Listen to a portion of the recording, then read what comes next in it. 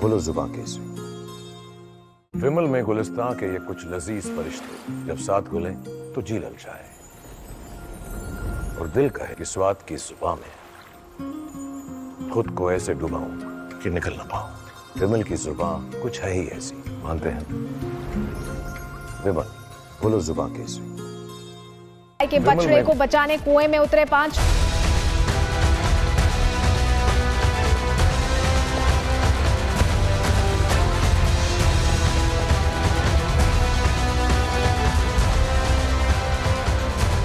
नमस्कार, बहुत स्वागत है आपका। आप देख रहे हैं प्रहार, आपके साथ मैं हूं सलोनी श्रीवास्तव अजमेरा। और प्रहार में सबसे पहले बड़ा सवाल कि क्या शांति सिर्फ एक भ्रम था, एक धोखा?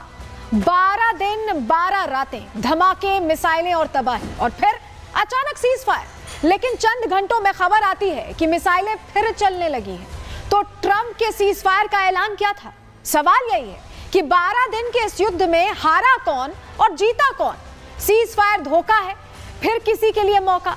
किसने पूरी दुनिया को गुमराह किया? क्या क्रेडिट लेने के होड़ में ट्रंप ने हमेशा की तरह जल्दबाजी कर दी, या ट्रंप की डिप्लोमेसी फेल हो गई? अमेरिका की जुबान और जमीन दोनों लड़खड़ाती नजर आ रही है फिलहाल, क्योंकि खामनेई अब तक खामोश हैं। क्या उनकी चुप्पी आने वाले भूचाल का संकेत है? और इजराइल जो पहले कह रहा था कि उसके सैन्य लक्ष्य पूरे हो चुके हैं, अब वो पलटवार की बात कर रहा है। क्या ये पूरा खेल सिर्फ टाइम बाय आउट करने का था? क्योंकि तेहरान कह रहा है कि उसकी उंगली लगातार जो है ट्रिगर पर ही है, यानी वो सतर्क है, चौकन्ना है। प्रहार में आज डिकोड करेंगे उस झूठे सीज फायर के सच को, जो कुछ घंटों का पॉज बनकर अब फिर से बड़ा विस्फोट कर सकता है। कौन जीत रहा है इस कूटनीतिक गेम में, अब सब कुछ आपको बताने जा रहे हैं।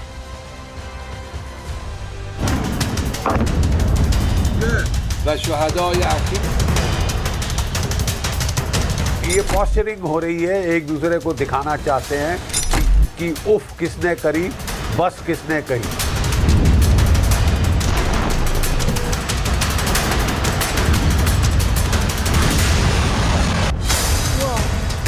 अमेरिका और इजराइल दोनों मिलकर बरस पड़े ईरान के ऊपर। नुकसान ईरान का होगा।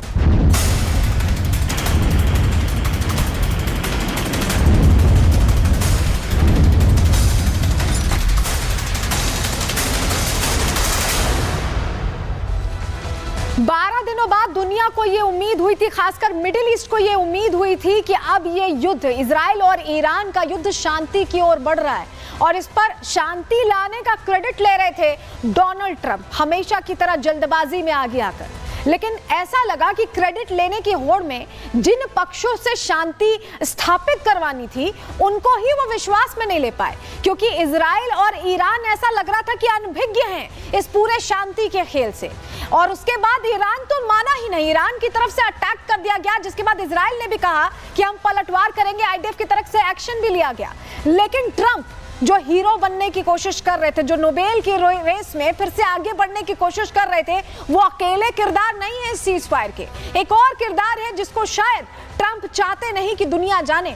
आज उस किरदार से भी आपको मिलवाएंगे, और ये सीज फायर हुआ है या नहीं, इसको भी जरा डिकोड करेंगे। जरा सबसे पहले 3 तस्वीरों के जरिए दिखाते हैं आपको हुआ क्या है। पहली तस्वीर देखिए, अमेरिका सीज फायर का ऐलान करता है, ट्रंप सबसे पहले सीज फायर का ऐलान करते हैं। लेकिन उसके ठीक बाद क्या होता है कि ईरान बेरशेबा पर मिसाइल अटैक कर देता है। बेरशेबा पर यह मिसाइल अटैक होता है, और उसके बाद इजराइल कहता है कि सीज फायर का उल्लंघन किया जा रहा है और हम रिटेलिएट करेंगे, आईडीएफ रिटेलिएट करेगा। तो ये जो 3 तस्वीरें, पूरी कहानी जरा आपको सुना रही हैं कि आज सुबह से हुआ क्या, कैसे कैसे तस्वीर बदली। अब जरा आपको डिकोड करके आगे दिखाने जा रहे हैं। चलिए सबसे पहले जरा आपको तस्वीर दिखाते हैं। तस्वीर दिखाना इसलिए जरूरी है क्योंकि ट्रंप ने ट्वीट किया था। क्या ट्वीट किया था, जरा ये समझिए। ये समझिए कि सीज फायर के नाम पर कैसे जुबानी जंग यहां पर तेज हुई है, आपको बता रहे हैं। ये इजराइल कार्ड्स है, रक्षा मंत्री इजराइल के, ये कह रहे हैं कि तेहरान पर टूट पड़ो। इनकी बात अलग चल रही है। उनके समर्थन में बेजलेल स्मोत्रिच हैं, वित्त मंत्री इजराइल के, कह रहे हैं कि तेहरान कब उठेगा। लेकिन जरा ये समझिए यहां से क्या बयान आया है। ईरान कह रहा है कि जब अटैक हुआ कि हमने मिसाइल नहीं दागी है, ईरान की तरफ से ये कह दिया गया। और जनरल मोहम्मद बाकुर जो IRGC के प्रमुख हैं वो कह रहे हैं कि ऐतिहासिक सबक सिखाएंगे।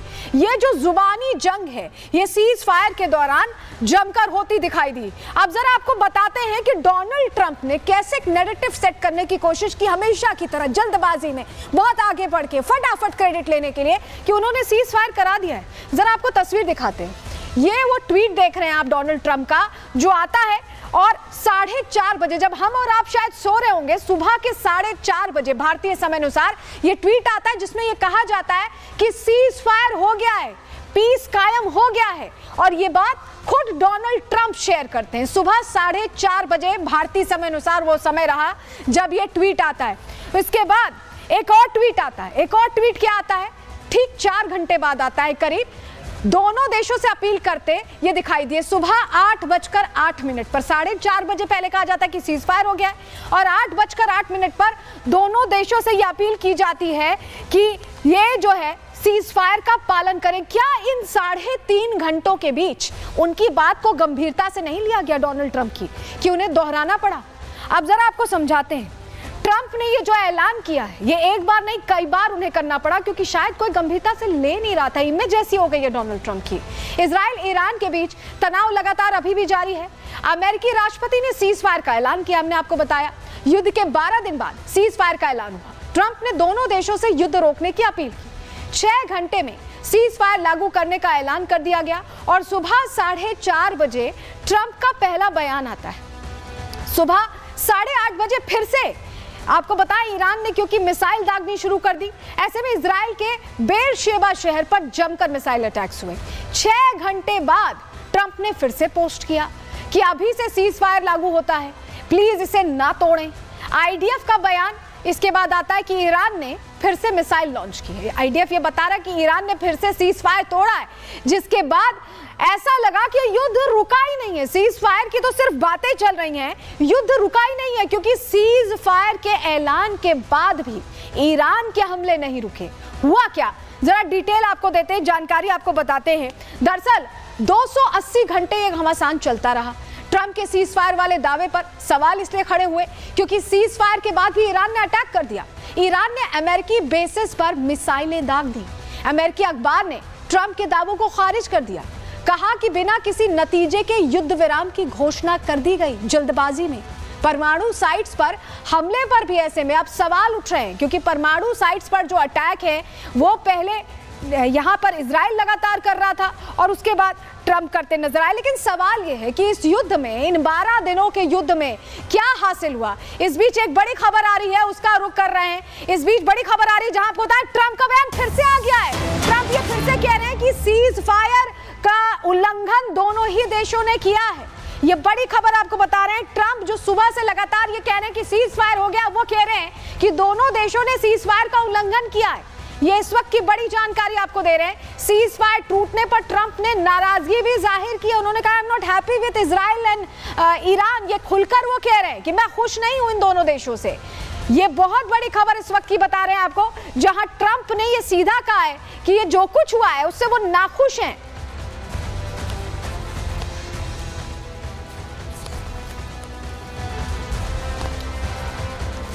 Unloaded right after we made the deal. They didn't have to unload, and I didn't like the fact that the retaliation was very strong.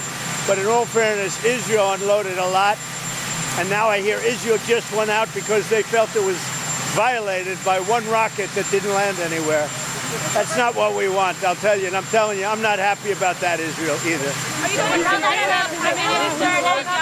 All I do is play both sides. I'm going now, as you know, to NATO.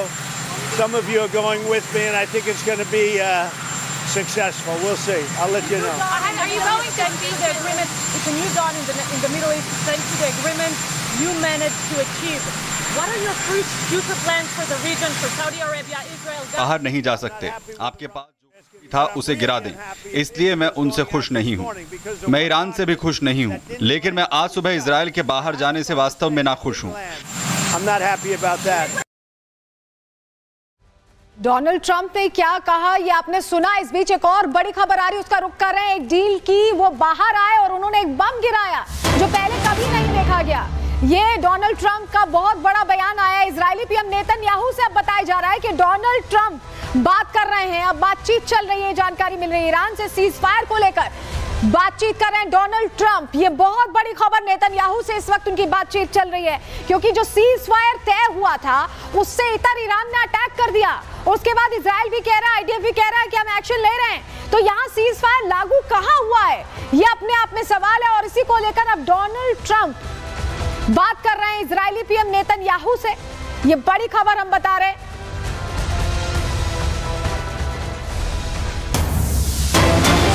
और इस बीच एक और बड़ी जानकारी जो युद्ध को नए मोड़ पर ले जा रही है। ट्रंप ने नेतन्याहू से ईरान पर हमले रोकने को कहा है, और इस पर नेतन्याहू का जवाब जो बता रहा है कि युद्ध थमने वाला नहीं है, फिलहाल नहीं रोक सकता हमले। ईरान ने युद्ध विराम का उल्लंघन किया है। नेतन्याहू ये कह रहे हैं कि हमने तो हमले रोक दिए थे, लेकिन उनकी तरफ से अटैक हुआ, ऐसे में अब हमले नहीं रुकेंगे क्योंकि ये युद्ध विराम का उल्लंघन है और अब इजराइल नहीं रुकने वाला है। ये खुलकर खुद डोनाल्ड ट्रंप ने जब बातचीत की है नेतन्याहू से तो उन्होंने ये जवाब दिया है।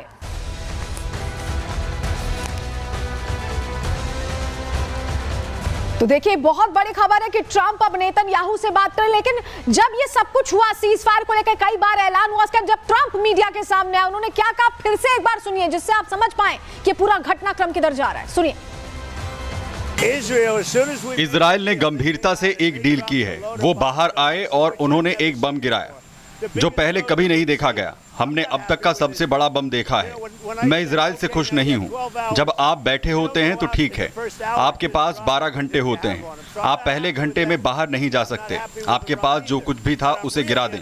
इसलिए मैं उनसे खुश नहीं हूं। मैं ईरान से भी खुश नहीं हूं, लेकिन मैं आज सुबह इजराइल के बाहर जाने से वास्तव में नाखुश हूं।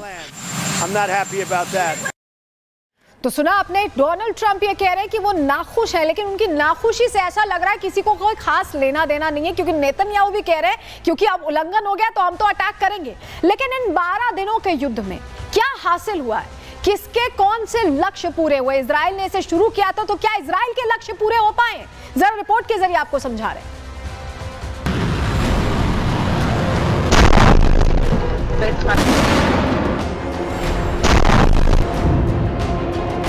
इजराइल ईरान जंग के बीच अमेरिकी राष्ट्रपति डोनाल्ड ट्रंप ने सीज फायर का ऐलान तो कर दिया।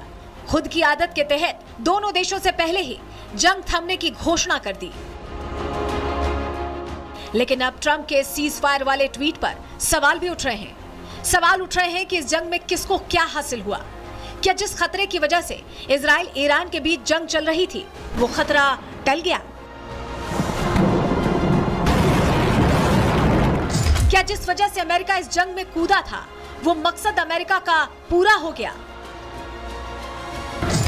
क्या जो बात ट्रंप ने कल ट्वीट करके कही थी, कहा था कि ईरान में सत्ता परिवर्तन होना चाहिए, तो क्या ट्रंप का ये टारगेट पूरा हो गया? और अगर नहीं तो फिर ट्रंप सीज फायर वाला ट्वीट कर किस बात की खुशी मना रहे हैं? किस बात के लिए खुद को बड़ा नेता दिखाने की कोशिश कर रहे हैं? 12 दिनों तक चला युद्ध तो रुक गया, लेकिन अब भी कई सवाल बरकरार हैं, क्योंकि इस जंग में जो भी कवायद इजराइल अमेरिका की तरफ से की गई उसका परिणाम किसी को नजर नहीं आ रहा है। दरअसल इजराइल ने 13 जून को ईरान पर अचानक हमले शुरू किए थे। इन हमलों में ईरान के सैन्य नेतृत्व और परमाणु वैज्ञानिकों को निशाना बनाया गया। इजराइल ने हमले शुरू करने की वजह ईरान का परमाणु बम बनाने के करीब पहुंचना बताया। इजराइल ने कहा था कि उसके हमले तब तक जारी रहेंगे जब तक कि ईरान का परमाणु कार्यक्रम पूरी तरह से तबाह नहीं हो जाता। इजराइल की लड़ाई जारी ही थी कि अमेरिका भी इजराइल के समर्थन में 22 जून को कूद गया। ट्रंप ने पहले तो ईरान को आग दिखाने की कोशिश की, लेकिन जब बात नहीं बनी तो अमेरिका ने अपने बेहद ताकतवर B-2 बम वर्षकों का इस्तेमाल करते हुए ईरान में बंकर बस्टर बम गिराए। इन हमलों के बाद इजराइल और अमेरिका ने दावा किया कि ईरान की परमाणु सुविधाएं तबाह हो गई हैं। तेहरान के लिए परमाणु कार्यक्रम आगे बढ़ाना लगभग नामुमकिन होगा। लेकिन इस अमेरिकी हमले के बाद जो रिपोर्ट सामने आई उसने अमेरिका के दावों पर ही सवाल खड़ा कर दिया, क्योंकि एक्सपर्ट की रिपोर्ट ही नहीं मानती कि ईरान की न्यूक्लियर फैसिलिटी अब तबाह हो गई है। विशेषज्ञों का मानना है कि ईरान का परमाणु कार्यक्रम इस युद्ध की वजह से नहीं रुका है। हालांकि स्पष्ट यह भी नहीं है कि अमेरिका और इजरायली हमलों ने फोर्डो, नतांज और इस्फहान में परमाणु सुविधाओं को कितना नुकसान पहुंचाया है। लेकिन विशेषज्ञों का मानना है कि न्यूक्लियर साइट्स को सिर्फ बाहरी नुकसान हुआ है, क्योंकि अगर ज्यादा नुकसान हुआ होता तो रेडिएशन निकलने की खबरें सामने आती, जो कि अब तक सामने नहीं आई हैं। इसी बीच यह भी दावा किया गया कि अमेरिकी हमलों से पहले ही ईरान ने 60% तक यूरेनियम किसी सुरक्षित साइट पर ट्रांसफर कर दिया था, जिससे साफ है कि अमेरिका और इजराइल का लक्ष्य नंबर 1 तो पूरा नहीं हुआ। अब बात दूसरे लक्ष्य की। इजराइल ने लड़ाई शुरू होने के एक दिन बाद ही अपने युद्ध के टारगेट में तेहरान में सत्ता परिवर्तन की बात जोड़ दी थी। इजरायली पीएम नेतन्याहू ने ईरानी लोगों से अपनी सरकार के खिलाफ सड़कों पर आने की बात कही थी। कहा था कि यह जंग ईरानी लोगों के खिलाफ नहीं, बल्कि ईरानी शासन के खिलाफ है। खुद डोनाल्ड ट्रंप ने भी ये संकेत दिए थे कि अमेरिका तेहरान में अली खामेनेई की सत्ता को उखाड़ना चाहता है। बाकायदा ट्रंप ने इसके लिए मिगा का नारा भी दिया, जिसका सीधा मतलब था मेक ईरान ग्रेट अगेन। विदेशों में रह रहे खामेनेई विरोधियों के बयान भी आने लगे कि ईरान में सत्ता परिवर्तन जरूरी है, लेकिन लक्ष्य नंबर 2 भी पूरा नहीं हुआ। तेहरान की जमीन पर तस्वीरें उलट दिखी। इजराइल और अमेरिका के खिलाफ ईरानी जनता ने सड़कों पर उतरकर युद्ध के मुश्किल समय में अली खामेनेई के साथ अपनी एकजुटता दिखाई। इस दौरान कई लोगों के हाथों में खामेनेई और इजरायली हमलों में मारे गए सैन्य ऑफिसर्स की तस्वीरें देखी गईं, जिससे साफ हो गया कि सत्ता परिवर्तन की कोशिश भी फेल हुई।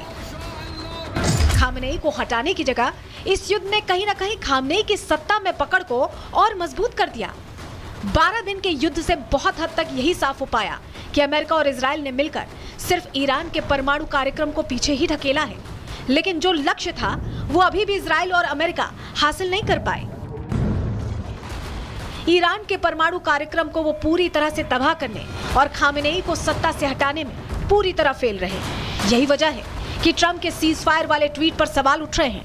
न केवल सवाल उठ रहे हैं, बल्कि ट्रंप की छवि को भी धक्का लगा है। Bureau report, Republic Bharat. देखिए, सीज फायर का ऐलान होता है और उसके बाद दनादन यहाँ पर अटैक शुरू हो जाते हैं। बेरशेबा की ये तस्वीर आप देखिए, ये इजराइल की तस्वीर है जहां ईरान ने मिसाइल लॉन्च किए। ये देखिए, ये जो आप धमाका होता देख रहे हैं, ये मिसाइल लॉन्च की हुई तस्वीरें जो बता रही हैं कि सीज फायर का ऐलान हो जाता है, उसके बावजूद धमाके होते हैं। एक बार फिर आपको जरा सुनवाते हैं बेरशेबा में कैसे अटैक हुआ।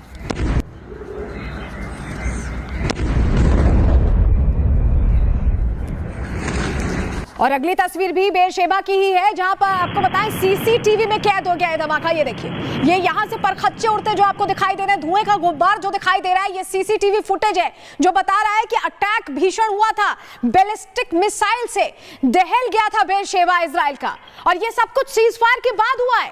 तो ये बता रहा है कि सीज फायर दरअसल ईरान तो मान ही नहीं रहा था। और अगली तस्वीर भी बेरशेबा की आपको दिखा रहे हैं, जहां इजरायली ईरानी हमले से नुकसान कितना पहुंचा इजराइल पर। ईरानी हमले से देखिए,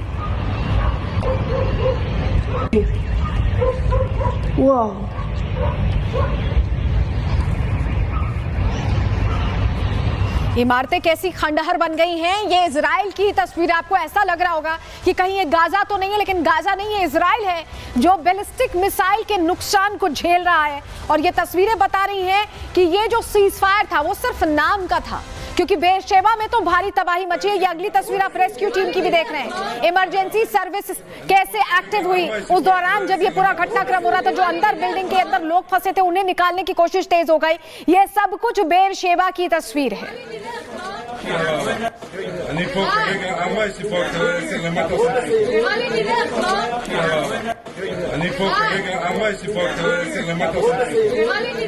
अब आपने तस्वीर देख ली, तस्वीर अपने आप सवाल पूछ रही है कि ये कैसा युद्ध विराम है। अमेरिका ने सीज फायर का ऐलान किया, इजराइल के बेरशेबा में ईरान ने उसके बाद दनादन मिसाइलें दागी, जो हमने आपको तस्वीर के जरिए दिखाई भी। इस हमले में करीब 4 लोगों के मारे जाने की खबर है। हमले में 6 से ज्यादा लोग घायल हुए।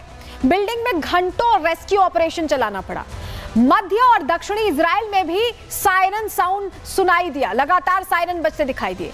ऐसे में इजराइल का दावा है कि ईरान ने सीज फायर तोड़ दिया, यानी ईरान सीज फायर को लेकर गंभीर नहीं था, ये इजराइल कह भी रहा था। और इस बीच एक बड़ी खबर आ रही है, उसका रुख करें जहां आपको बताएं कतर के विदेश मंत्रालय ने ईरान के राजदूत को तलब कर लिया है। अमेरिकी बेस पर ईरान के हमले को लेकर यह तलब किया गया है। ईरानी राजदूत ईरानी हमले को अपनी संप्रभुता का उल्लंघन कतर बता रहा है। ईरान ने अल उदैद बेस पर अटैक किया था, मिसाइल हमला किया था, और ये अमेरिकी बेस था। वो तस्वीर भी हम आपको दिखा रहे हैं, अमेरिकी बेस था जिस पर यह अटैक किया गया, जिसके बाद अब कतर कह रहा है कि ये उनकी संप्रभुता पर हमला है, उनकी संप्रभुता का उल्लंघन है, और ऐसे में वो भी कोई कदम उठाने के लिए पूरी तरह से मुक्त हैं। ये इस वक्त की बड़ी जानकारी हम आपको दे रहे हैं। अल उदैद बेस पर जो अमेरिकी बेस है मिडिल ईस्ट में, देखिए हम आपको पहले भी प्रहार में बता चुके हैं कि कई सारे ऐसे बेसेस हैं जो मौजूद हैं, और उनमें से एक ये था कतर में जिसमें यह अटैक किया गया। अब सवाल यह है कि आखिर ये सीज फायर को लेकर कंफ्यूजन का दौर क्यों? जब ट्रंप बार बार कह रहे हैं कि सीज फायर है, तो खामनेई सामने से आकर ये क्यों नहीं कहते कि वो भी मानते हैं? वो खामोश क्यों हैं? वो अटैक क्यों कर रहे हैं? और अब तो इजराइल ने भी कह दिया, अभी हमने आपको बड़ी खबर बताई कि कैसे नेतन्याहू कह रहे हैं कि हमले नहीं रुकने वाले हैं। तो ये कैसा सीज फायर था, ये कैसा कंफ्यूजन था? रिपोर्ट के जरिए आपको बता दें।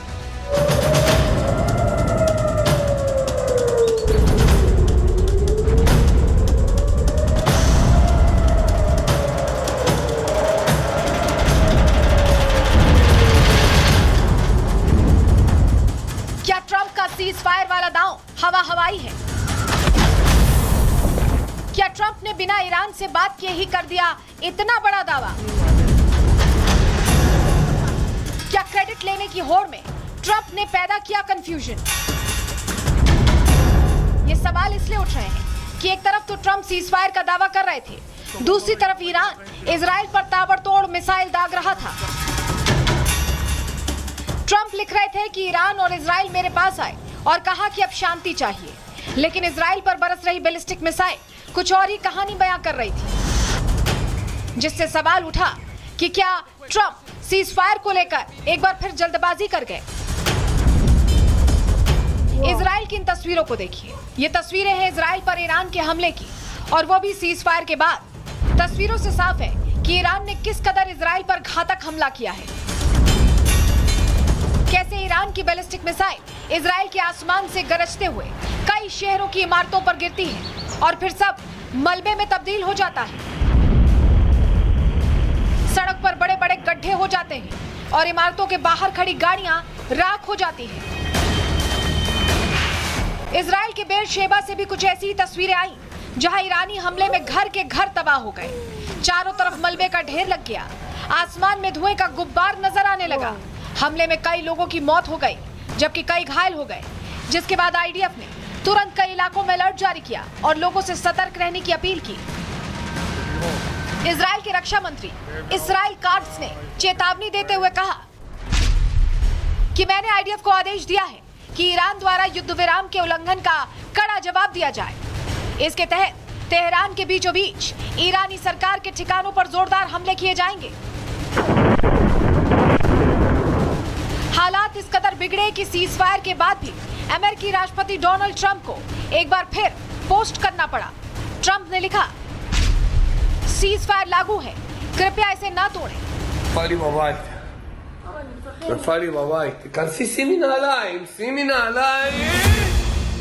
लेकिन सवाल है कि आखिर सीज फायर को लेकर कंफ्यूजन के बीच ईरान के यह हमले किस ओर इशारा कर रहे हैं? दरअसल ईरान के हमले बताते हैं कि वो आखिरी दम तक जंग लड़ने की ताकत को दिखाना चाहता है। अमेरिका को भी एक मैसेज देना चाहता है कि ईरान किसी भी दबाव में सीज फायर को स्वीकार नहीं कर रहा, बल्कि खुद उसने ही सीज फायर को लेकर फैसला किया है। खुद ईरान के विदेश मंत्री अब्बास अरागची ने हमलों को लेकर कहा कि हमारी ताकतवर मिलिट्री फोर्स आखिरी मिनट तक इजराइल को उसके हमलों की सजा देगी। सभी ईरानियों के साथ मैं अपने जाबाज सशस्त्र बलों का आभार जताता हूँ, जो अपने खून की आखिरी बूंद तक देश की रक्षा के लिए तैयार रहते हैं और जिन्होंने दुश्मन के किसी भी हमले का आखिरी क्षण तक जवाब दिया।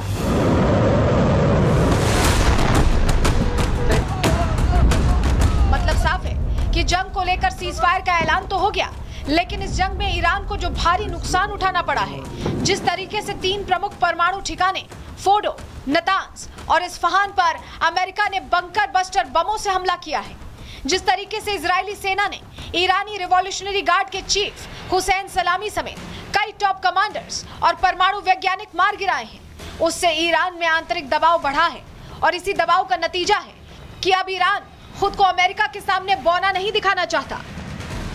Bureau report, Republic Bharat.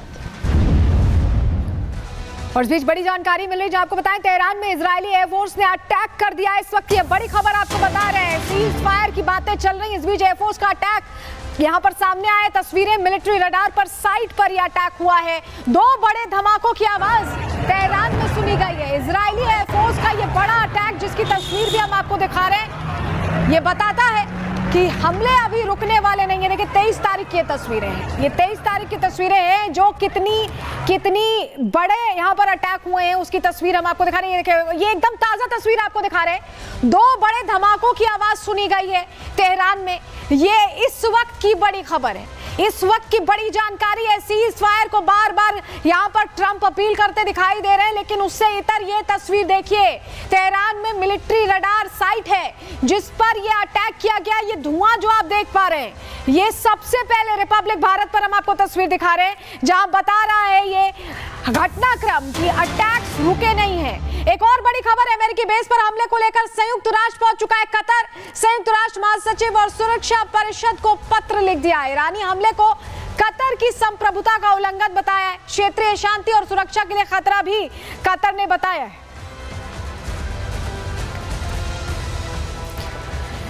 चलिए अब जरा समझते हैं कि ट्रंप के बयानों का क्या ये फेर था, ये कंफ्यूजन किस वजह से क्रिएट हुआ, क्योंकि जो 3 स्टेप सीज फायर की बात कही गई ट्रंप की वजह से, वो ट्रंप ने कंफ्यूज कर दिया ईरान को भी, इजराइल को भी, मिडिल ईस्ट को भी। कैसे, हम जरा आपको बताते हैं, डिटेल के जरिए समझाते हैं, जानकारी आपके सामने रख रहे हैं। राष्ट्रपति ट्रंप ने एक बार फिर सबको कंफ्यूज किया है। कैसे, समझिए। ट्रंप ने कहा कि दोनों देश सीज फायर के लिए सहमत हैं। ईरानी विदेश मंत्री का बयान आया, उनसे ट्रंप से बिल्कुल अलग समझ में आया वो बयान। उन्होंने कहा कि सीज फायर पर कोई औपचारिक समझौता नहीं हुआ है, ये उनकी तरफ से कह दिया गया।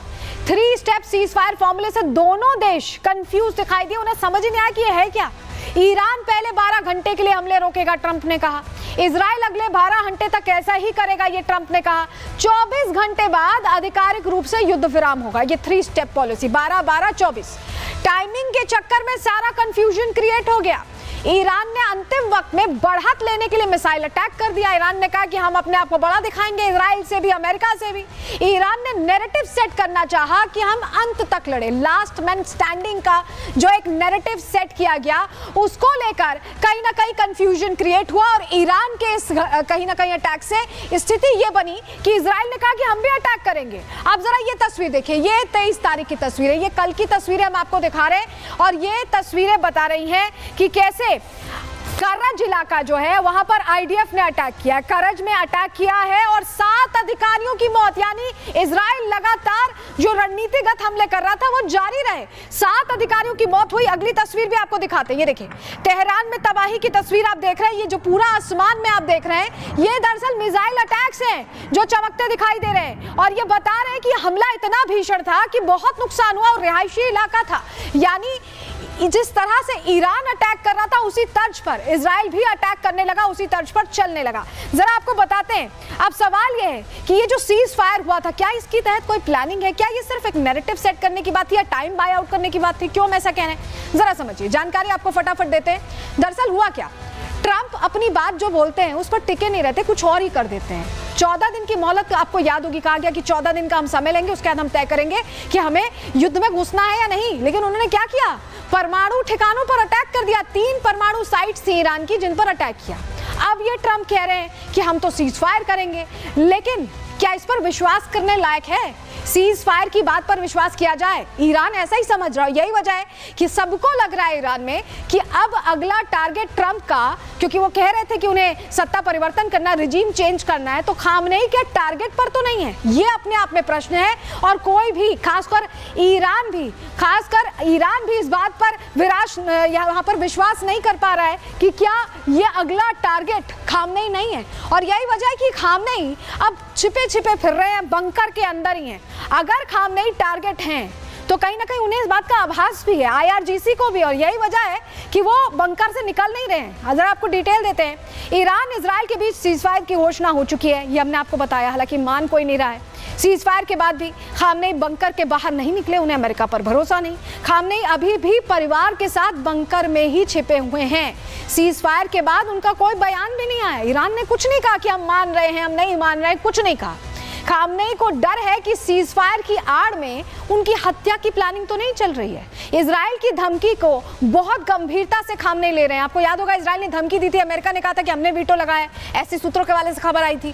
पहले भी 14 दिन की मोहलत की बात हुई थी अमेरिका की तरफ से, और फिर अटैक हो गया था। टॉकिंग टेबल पर आने की बात हो रही थी, लेकिन अटैक कर दिया अमेरिका ने। अगले ही दिन, जिस दिन ये कहा था कि 14 दिन की मोहलत ले रहे हैं, उसी के अगले दिन परमाणु साइट्स पर अटैक किया था। और अब सीजफायर के बाद भी खामनेई को अमेरिका पर पूरा शक है। वो भरोसा नहीं कर पा रहे हैं कि आखिर होने क्या वाला है। लेकिन अब ये जंग जो है किस तरफ जा रही है, किस तरफ इसका रुख है, क्योंकि बहुत सारे सवाल अभी हवाओं में तैर रहे हैं। रिपोर्ट के जरिए पूरी जानकारी आपको देते हैं।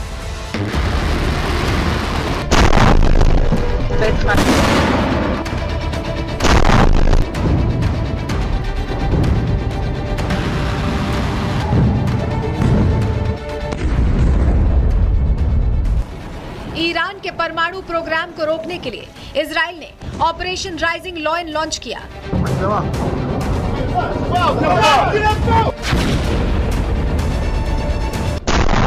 दुनिया को पता है कि ये जंग अमेरिका के इशारे पर शुरू हुई थी, लेकिन अब 12 दिन के घमासान के बाद अमेरिका ही इस जंग को खत्म कराने के दावे कर रहा है। ट्रंप आज दुनिया के सामने शांति दूत बन रहे हैं, लेकिन इस जंग को हवा देने और पूरे मिडिल ईस्ट को आग लगाने का प्लान भी ट्रंप का ही था। अमेरिका को भरोसा था कि उसके जंग में उतरते ही ईरान घुटने टेक देगा। इसी सोच के साथ ईरान के परमाणु ठिकानों को निशाना बनाया गया, लेकिन ईरान इस हमले के बाद और बौखला गया। इजराइल के साथ साथ अमेरिकी सैन्य बेस को टारगेट करने का प्लान बना लिया। पहले इजराइल और फिर अमेरिका के हमले के बाद ईरान जब मिडिल ईस्ट में अकेला पड़ गया तो उसने रूस से मदद मांगी। ईरानी विदेश मंत्री रूस के राष्ट्रपति से मिले, उनसे सहायता मांगी।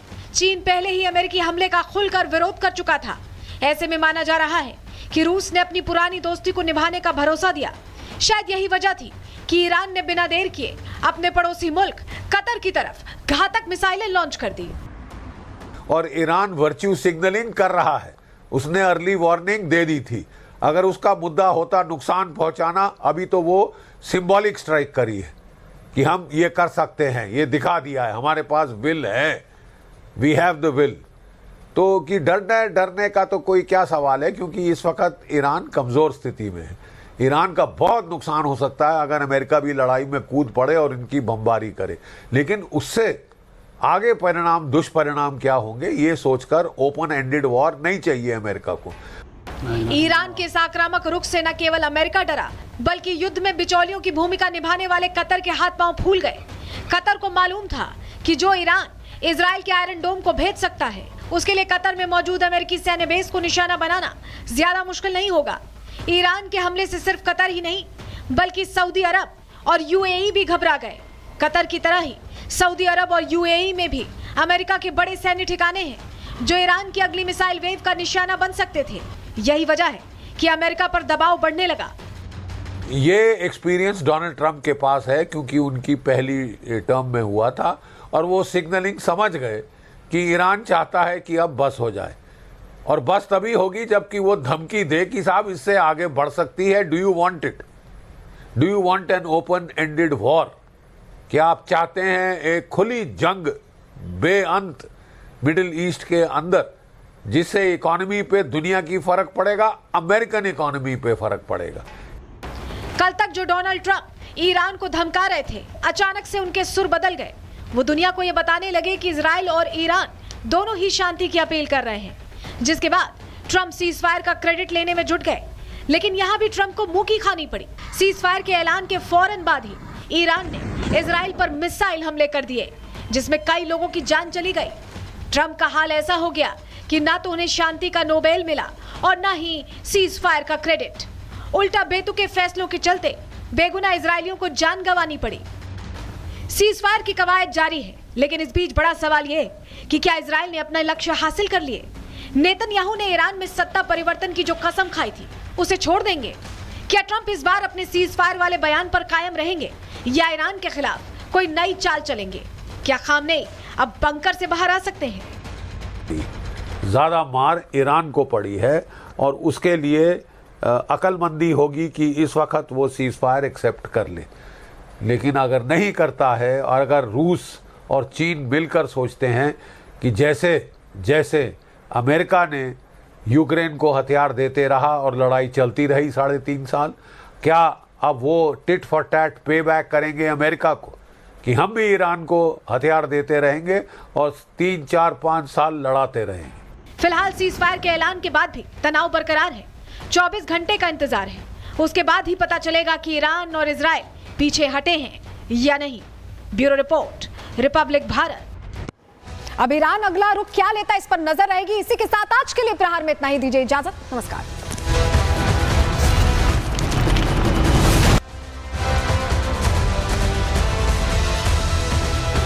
विमल में गुलिस्तां के ये कुछ लजीज फरिश्ते जब साथ घुले तो जी ललचाए और दिल कहे कि स्वाद विमल में गुलिस्तां के ये कुछ लजीज फरिश्ते जब साथ घुले तो जी ललचाए और दिल कहे कि स्वाद की जुबान में खुद को ऐसा डुबाऊं कि निकल ना पाऊं।